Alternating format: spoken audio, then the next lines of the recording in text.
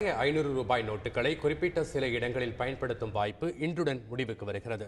இது தொடர்பான கூடுதல் தகவல்களை தருகிறார் எமது செய்தியாளர் விவேகானந்தன். பழைய 500 ரூபாய் 1000 ரூபாய் நோட்டுகள் செல்லாது என நவம்பர் 8 பிரதமர் மோடி அறிவித்தார். அதாவது கருப்பு பணத்தை ஒழிக்கும் நடவடிக்கையாக இந்த முயற்சி மேற்கொள்ளப்பட்டது.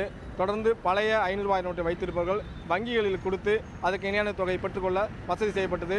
மேலும் மருந்தகங்கள், அரசு மருத்துவமனைகள், ரீசார்ஜ் கடைகள், சுங்க கட்டணம் மற்றும் மின் கட்டணம் செலுத்துவதற்கு இந்த பழைய 500 ரூபாய் நோட்டுகளை பயன்படுத்தலாம் என அறிவிக்கப்பட்டிருந்தது.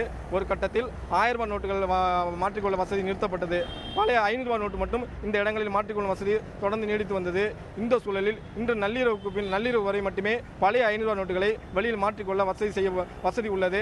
நாளை முதல் பழைய 500 நோட்டுகள் இருக்கட்டும், 1000 ரூபாய் நோட்டுகள் ஆகட்டும், எதுவுமே எங்குமே மாற்றிக்கொள்ள முடியாது மத்திய அமைச்சர் தெளிவாக கூறியுள்ளது. அதே சமயத்தில் இந்த 500 ரூபாய் நோட்டுகளும் 1000 ரூபாய் நோட்டுகளை வங்கிகளில் மட்டும் டெபாசிட் செய்து உங்களுக்கு அதற்கு இணையான தொகையை நீங்கள் பெற்றுக்கொள்ள முடியும். அந்த வசதி மட்டும் செய்யப்பட்டுள்ளது.